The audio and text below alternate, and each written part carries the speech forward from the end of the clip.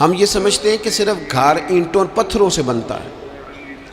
گھر کے ماحول کو ٹھیک رکھنا سب سے پہلی ذمہ داری بچوں کے لیے اچھی ماں کا انتخاب، اچھی بیوی لے کے آنا گھر میں، یہ سب سے زیادہ اہم مسئلہ ہے۔ نہ مانے ہم، لیکن بہرحال ڈھیر ساری جگہوں پہ دولت دیکھی جاتی ہے شادی سے پہلے۔ ماں باپ نے بڑی زیادتی کی، بڑا ظلم کیا، ناراض نہ ہونا، بڑا ظلم کیا۔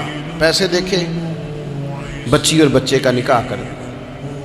یہ اتنا بڑا زندگی میں آپ نے اپنی اولاد کے ساتھ ظلم کیا ہے کہ آپ تو سائیڈ پہ ہو جائیں گے، لیکن وہ بیچارہ ساری زندگی اس کو بھگتے گا۔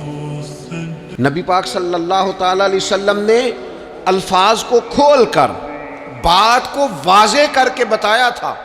ایک تو ہوتا ہے نا کہ آپ کو کسی تشریح میں جانا پڑے، حضور نے بالکل کھول کے فرمایا کہ عورتوں سے محض ان کی خوبصورتی کی وجہ سے شادی نہ کرنا، اس لیے کہ خوبصورتی ان کو ہلاکت میں ڈال دے گی، اور فرمایا محض ان کے مال کی وجہ سے شادی نہ کرنا، مال ان کو سرکش بنا دے گا۔ یا رسول اللہ صلی اللہ تعالی علیہ وسلم پھر کیا کریں؟ تو محبوب فرمانے لگے ان کی دین داری کی وجہ سے ان سے شادی کرنا۔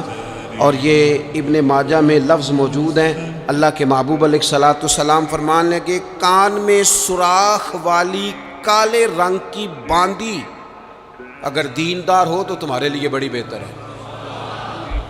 باندی ہو، رنگ سیاہ ہو، کان میں سوراخ ہو، اس سے نکاح کر لینا، شرط یہ ہے کہ دیندار ہو۔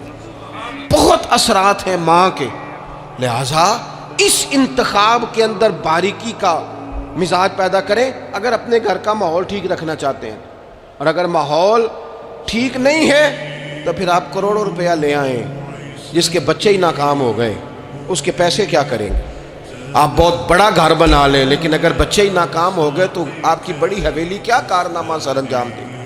اور اسی طرح کا معاملہ مرد کے ساتھ بھی ہے۔ نبی پاک علیہ الصلوۃ والسلام نے فرمایا جب تمہیں ایسے لوگ پیغام نکاح دیں جن کا دین اور اخلاق اچھا ہو تو پھر اپنی عورتوں کا نکاح ان سے کر دو۔ اگر ایسا نہیں کرو گے تو زمین میں فتنہ برپا ہوگا، فساد ہوگا۔ نیک مرد جب ملے تو پھر اس کے ساتھ نکاح کرو۔